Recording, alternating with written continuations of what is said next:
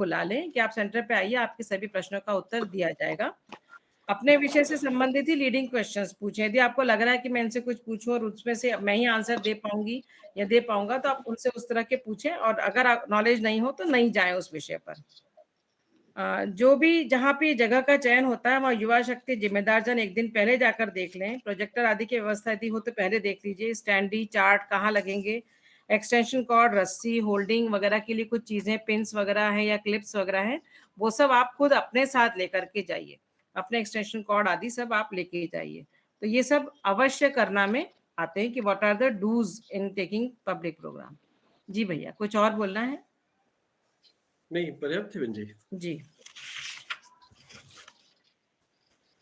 अब जो अपने 5 पॉइंट्स हैं जिन पे हम लोग को लेना, ये तो सभी को जनरल बताया गया है कि इस तरह से आप लोग रखिए।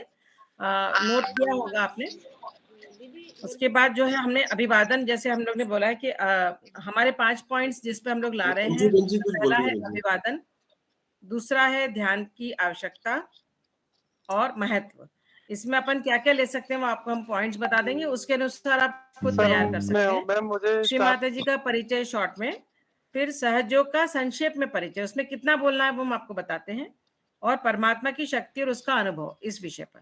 तो ये इनके ऊपर अपन अभी पॉइंट्स आपको बताते हैं, आप उसको अपने अनुसार तैयार कर सकते हैं। आपको हम एग्जाम्पल बता देंगे कि आप इस तरह से कर सकते हैं। ठीक है। अभिवादन में आप सबसे पहले जैसे सभा में उपस्थित सभी माननीय सदस्य गणों का हम स्वागत करते हैं। यदि बच्चे हों तो सभी बच्चों को बहुत वेरी वेरी गुड मॉर्निंग बोल सकते हैं। आप सबको हमारा नमस्कार इस तरह से बोल सकते हैं। तो सभा में उपस्थित सभी माननीय जनों को नमस्कार। आज के इस आयोजन में आप सबका स्वागत है। हम सहयोग परिवार की तरफ से आए हैं। अगर आप हेल्थ सेंटर्स वगैरह में जा रहे हैं तो आप वहाँ ये भी बोल सकते हैं कि हमारी संस्था को, सहयोग संस्था को मध्य प्रदेश शासन के द्वारा परमिशन मिली हुई है सहयोग ध्यान आपकी संस्था में और समस्त स्वास्थ्य संस्थाओं में करवाने के लिए। तो उसी के संबंध में हम आज आपको इस विषय पर बताने आए हैं। अपनी हमारी टीम के साथ में इतने ये, और मेरी टीम के साथ में इतने लोग हैं। पहले खुद का परिचय दे दें कि मैं सो एंड सो, मैं doctor Ira Joshi district hospital से इस तरह से ऐसे मैं आई हूँ। मेरे साथ मेरी टीम के अन्य सदस्य भी आए हुए हैं और ये लोग भी सहयोगा वर्षों से प्रैक्टिस कर रहे हैं और उन्होंने अपने दैनिक जीवन में इसको बहुत उपयोगी पाया है। तो आज हम इसी विषय पर चर्चा करेंगे और इस तरह से आप बता सकते हैं। नेक्स्ट है अपना ध्यान की आवश्यकता। अब ध्यान की आवश्यकता में चूंकि अभी साइंस का युग है तो हमें घुमा फिरा के उस तरफ लाना है कि हम लोग हर चीज को साइंटिफिकली बोलें और साइंस से जोड़ करके हम उसको बोल सकते हैं। उसमें अभी मुख्यतः जो सबसे इम्पोर्टेंट, कई लोग ने अभी बोला भी है कि तनाव। तो तनाव को आप शुरू से एकदम ऐसे बोलेंगे ना कि सब लोग परेशान हैं, सबकी जिंदगी में ऐसा है, तो कई बार कई लोग परेशान नहीं भी रहते हैं। वो ऐसा बोलेंगे नहीं हम तो सब मजे में हैं, अच्छा है। तो आपको अपना इस तरह से विषय रखना है कि उनको लगे कि उनकी ही बात की जा रही।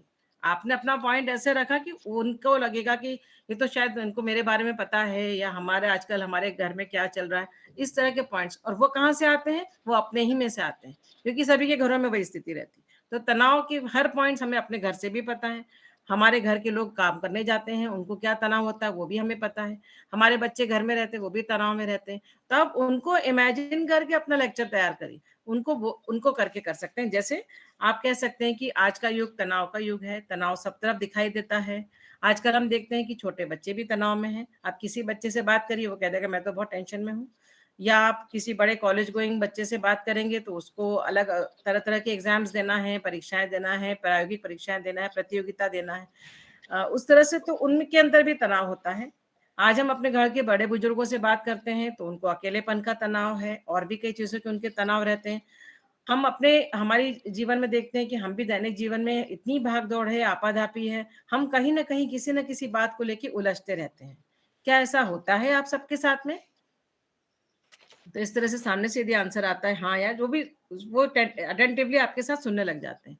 फिर आप ये भी उनको बोल सकते हैं कि हम लोग जानते हैं, आप लोग भी इस विषय में, कई लोग हम लोग सब लोग जानते हैं, हम लोग मैगजीन्स में भी देखते हैं, यदि हम तनाव करते हैं तो हमारे अंदर कोई बीमारियां हो तो वो बढ़ जाती हैं, उनके खतरे बढ़ जाते हैं। यदि नहीं हो तो कई बीमारियां आने के लिए खड़ी हो जाती हैं। और तनाव के कारण हमारी कई सारी दूसरी समस्याएँ होती हैं, हमारे कार्यस्थल पर समस्या होती है, हमारे काम में हमें मुश्किल पड़ती है, हम रोड्स पे चलते हैं, हम देखते हैं ट्रैफ़िक में हम उलझते हैं, वहाँ हम तनाव में आते हैं, उससे कई समस्याएँ होती हैं। हमारी सामाजिक स्थिति हम देख रहे हैं, हमारे समाज की भी तनाव की वजह से बिगड़ती जा रही है। देशों की देखें तो देशों में भी आपस में तनाव है और पूरे वर्ल्ड में, पूरे विश्व में इस समय तनाव बहुत तेज़ी से बढ़ चुका है, उसके कई सारे परिणाम कई रूप में हमें दिख रहे हैं। तो इस तरह से आप अपने पॉइंट को तनाव से इस तरह से जोड़ सकते हैं। लेकिन साथ में पूरी दुनिया में ने हर क्षेत्र में प्रगति की है। साइंस के क्षेत्र देख लीजिए, फैशन देख लीजिए, विज्ञान और अपने टीचिंग के इसमें देख लीजिए, मेडिकल साइंस में देख लीजिए। कई सारे इन्वेस्टिगेशंस की तकनीकें नई-नई आ गई हैं, कई तरह की जाँचें होती हैं, कई तरह की बीमारियों के इलाज संभव हो चुके हैं और हम देखते हैं कि उसके बाद भी क्या ऐसी चीज़ें हैं कि हमें कई बीमारियों के लिए दवाइयाँ लेना है ज़िंदगी भर। कई सारी ऐसी चीज़ें हैं जो हमें हमेशा घेरे रहती हैं और हम उनसे मुक्त नहीं हो पाते। तो इस तरह से आप अपने ये एक इंट्रोडक्शन आपको बताया कि ध्यान की क्यों आवश्यकता अभी हम ध्यान वर्ड पे आए भी नहीं हैं। अभी हमने सिर्फ़ तनाव के बारे में बोला। हम कहीं से भी ये नहीं बोले कि आप ध्यान करिए, आप फ्री हो जाएँगे। अभी तक हम उस पॉइंट पे ही नहीं आए। हम सिर्फ़ अभी आपस के आप जो बातचीत आपकी हो रही है, आपके घर परिवार सबको इमेजिन करके आप इस तरह से एक इंट्रोडक्शन तैयार कर सकते हैं। पर चूँकि साइंस का युग है, तो आप साइंस के युग के साथ में उसको जोड़ के अच्छे से कर सकते हैं। फिर आप ये भी बोल सकते हैं कि फिर हमने सब कुछ कर लिया, सारी प्रगति की, समृद्धि हो गई। जो देशों ने काफ़ी समृद्धि करी हुई है, वहाँ भी परेशानी है, परंतु फिर भी ऐसा नहीं लगता कि हमने सब कुछ पा लिया। मन की शांति तो हमें फिर भी नहीं है। इतनी तना-तनी, रोज़ की भागम-भाग, टाइम मैनेजमेंट करते-करते हम कहीं न कहीं तो उलझते जा रहे हैं। क्या ऐसा सबके साथ होता है? बीच में आप थोड़ा-सा एकाध क्वेश्चन पूछ सकते हैं, आंसर की उधर से आवश्यकता नहीं है। आप ही आंसर दे दीजिए कि हाँ, ऐसा होता है और हम सब इस बात से सहमत हैं इन बातों से कि हम कहीं न कहीं ये भूलते जा रहे हैं कि 24 घंटे में से एक कुछ समय हमें स्वयं को देना चाहिए, अपने आप को जानना चाहिए और अपनी शक्ति को पहचानना चाहिए। तो इस तरह का एक इंट्रोडक्शन आप तैयार करिए। उसके बाद नेक्स्ट हम बता सकते हैं इसके बाद पहले आपने इस विषय अभी हम कहीं पे तनाव हमने नाम नहीं लिया है, सहयोग के बारे में अभी हमने चक्रों, नाड़ियों के बारे में हमने अभी कुछ भी नहीं बताया है।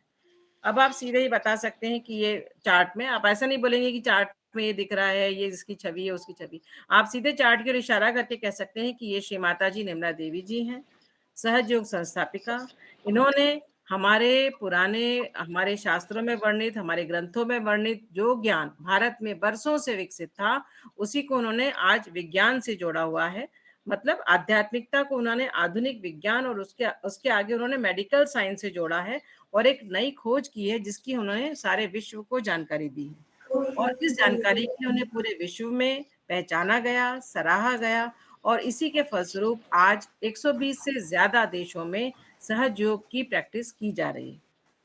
यहाँ पे आपका इंट्रोडक्शन हो गया पूरा। यहाँ हमने कहीं भी नाम नहीं लिया कि 1970 में उन्होंने सहस्त्रार्थ खोला था या उनका 1923 में छिंदवाड़ा दिवस हुआ था। यहाँ हमें ये सब नहीं बताना है। हमें सीधे यही बताना है कि उन्होंने क्या किया था। उस तरह से हम उन्हें वो कर सकते हैं।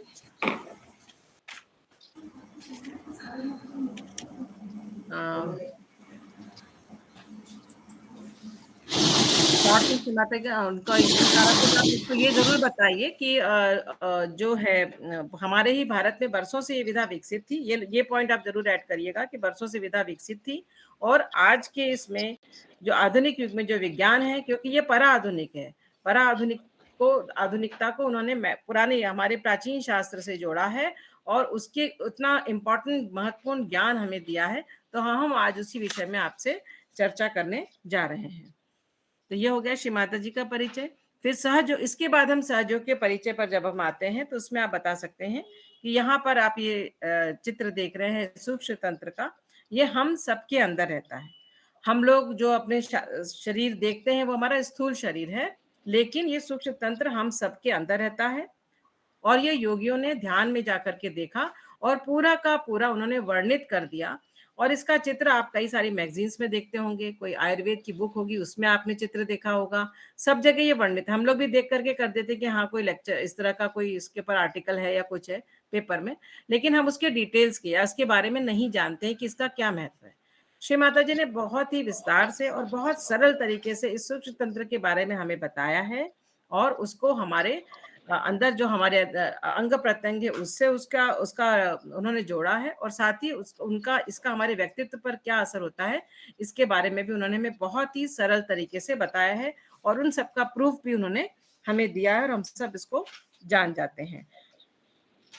उसके बाद आप ये बता सकते हैं, अभी हमने यहाँ पे कहीं कुंडलिनी का नाम अभी तक नहीं आया है, अब हम कह सकते हैं, उनसे पूछिए आप इस समय कि आप सब इस बात से सहमत हैं कि हमारे आसपास परमात्मा की शक्ति है?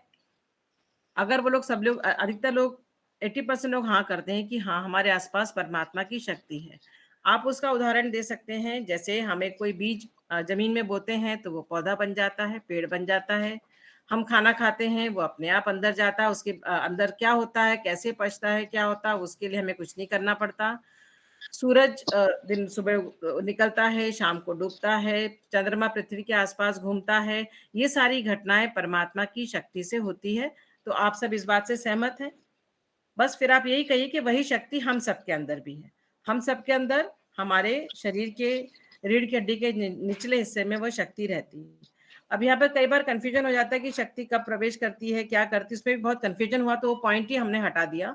हमने बस ये बोला कि वह शक्ति हम सबके अंदर रहती है। आपके नॉलेज के लिए बता दें, यदि किसी को बताना हो तो आप ये बता सकते हैं, वह परमात्मा की शक्ति जब बच्चा माँ के गर्भ में रहता है तो सिर के तालु भाग से अंदर जाती है, और 3 नाड़ियां और 7 चक्र जो आपको दिख रहे हैं चार्ट में वो बनाती हुई 3.5 कुंडल के रूप में, या नीचे जो त्रिकोणाकार अस्थि है उसमें 3.5 कुंडल के रूप में स्थित हो जाती है सुप्तावस्था में।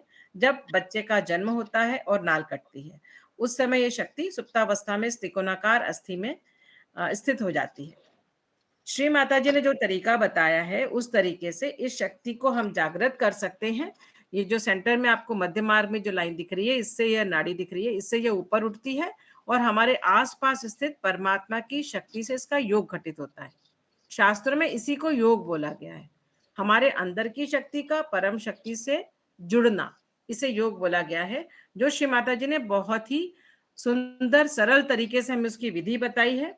उन्होंने ये भी बताया कि जब ये योग घटित होता है तो उसकी अनुभूति हमें सिर के तालु भाग पर और अपने हाथ की दोनों उंगलियों के पोरों पर हमें उसकी अनुभूति होती है।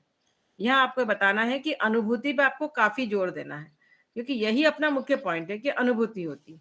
जब योग घटित होता है तो हमें अपनी उंगलियों के पोरों पर कुछ चुनचुनाहट सा, कुछ ठंडा सा, कुछ गर्म सा, कुछ भारीपन सा, ऐसा हमें महसूस होता है। कभी-कभी कुछ हल्का सा बहता हुआ सा हमें महसूस होता है, जब हमारा परमात्मा की शक्ति से योग घटित होता है। हम सबके अंदर आत्मा का स्थान है जो हमारे हृदय में रहता है, हृदय में रहती है। आत्मा की परमात्मा से एकाकारिता होती है, हमारे अंदर की शक्ति की परम शक्ति से एकाकारिता होती है। शास्त्रों में इसे आत्म साक्षात्कार यानी योग होना और आत्म साक्षात्कार बोला गया है। अर्थात हम खुद को जान जाते हैं, हम अपने आप को जानते हैं, सामने वाले को जानते हैं, वस्तुओं घटनाओं को सब अपने हाथों पर जान जाते हैं जब हम परमात्मा की शक्ति से जुड़ते हैं। यहाँ जो ये 3 नाड़ियां दिख रही हैं, इनके बारे में आपको शॉर्ट में बता दें कि ये एक लेफ्ट नाड़ी है, ये ईड़ा नाड़ी है, जो हमें भूतकाल के बारे में बताती है, जो गुजर चुका उसके बारे में। अभी हमें इसकी डिटेल में नहीं जाना है। राइट साइड में जो दिख रही है ये पिंगला नाड़ी है, जो हमें भविष्य काल के बारे में अवगत कराती है, और जो सेंटर में दिख रही है सुषुम्ना नाड़ी है, जो हमें वर्तमान काल के बारे में बताती है। सहज योग आपको वर्तमान में रहना सिखाता है। आपकी अंदर की शक्ति का जागरण इसी वाली चैनल से होता है, इसी नाड़ी से होता है, और हम उस समय अपने आप को वर्तमान स्थिति में रख पाते हैं। तो क्या आप सब अपनी शक्ति को अनुभव करना चाहेंगे? यहाँ तक अपनी बात को जब आप लाएंगे तो वो इतने अटेंशन से सब सुनते हैं कि वो लोग हाँ ही कर देते हैं, और तब तक सारी आपकी जो ऑडियंस है सामने वो भी संतुलन में आ जाती है, और फिर आप रियलाइजेशन शुरू करें। इसके बाद जब आप रियलाइजेशन लेते हैं उसके बाद में आप वो लोग क्योंकि उसके बाद बहुत शांति से बैठे रहेंगे, क्योंकि उनको उनकी कुंडलिनी शक्ति का जागरण हो चुका। उस समय आप अपनी बात रखिए कि ये 3 नाड़ियां और 7 चक्र जो आपको बताए गए हैं, इन्हीं की अनुभूति आपको हाथे पे हुई है, और इनके अलग अलग मतलब होते हैं, वो हम आप 5 मिनट में आपको उस तरह से हम बता सकते हैं। तो इस तरह से आप शुरू का इंट्रोडक्शन ले सकते हैं। बहुत बढ़िया। मेरे ख्याल सब लोग को एक बार वीडियो ऑन करना चाहिए और अच्छे से माँ को धन्यवाद देते हुए ताली बजाना चाहिए। जय श्री राम। सभी लोग अपना वीडियो ऑन कर लें एक बार।